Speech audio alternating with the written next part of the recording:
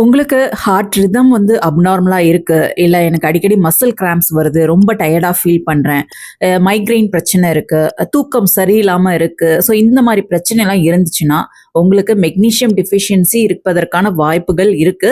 So உங்களுக்கு இந்த மாரி சிம்ப்டம்ஸ்லாம் இருக்கு அப்டின்னா, அத நோட்டீஸ் பண்ணுங்க. நோட்டீஸ் பண்ணிட்டு அடுத்த ஸ்டெப் என்ன பண்ணலான்றத யோசிங்க. ஸோ மெக்னீசியம்ன்றது நம்ம உடம்புக்கு தேவைப்படக்கூடிய ஒரு முக்கியமான ஒரு மினரல்னே சொல்லலாங்க. நம்மளுடைய தசைகளுக்கும் சரி, எலும்புகளுக்கு, இதயத்துக்கு எல்லாத்துக்குமே வந்து இந்த மெக்னீசியம் ரொம்ப அவசியமான ஒண்ணா இருக்கு. சப்போஸ் போதுமான அளவு மெக்னீசியம் நம்மளுக்கு கிடைக்கல அப்படின்னா டைப் 2 டயபெட்டிஸ் வரலாம், மெட்டபாலிக் சிண்ட்ரோம் வரலாம், ஏதாவது ஹார்ட் டிசீசஸ் வரலாம், ஆஸ்டியோபோரோசிஸ் வரலாம். ஸோ இந்த மாதிரி பிரச்சனையெல்லாம் வரும்.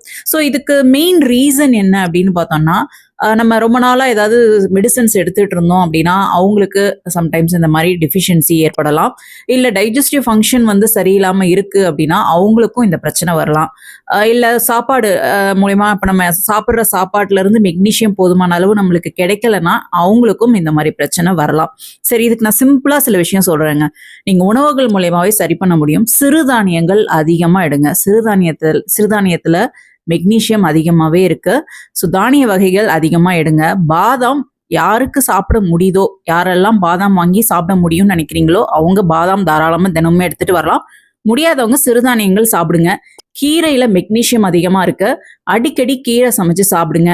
சில பேர் வந்து எனக்கு சிம்பிளா ஈஸியா வேணும், எனக்கு வந்து உணவுகள் மூலியமா எடுக்கிறத காட்டிலும் எனக்கு சப்ளிமெண்ட்ஸ் மூலியமா எடுக்கிறது எனக்கு ஈஸின்னு நினைக்கிறீங்கன்னா ஒரு டாக்டரை கன்சல்ட் பண்ணுங்க.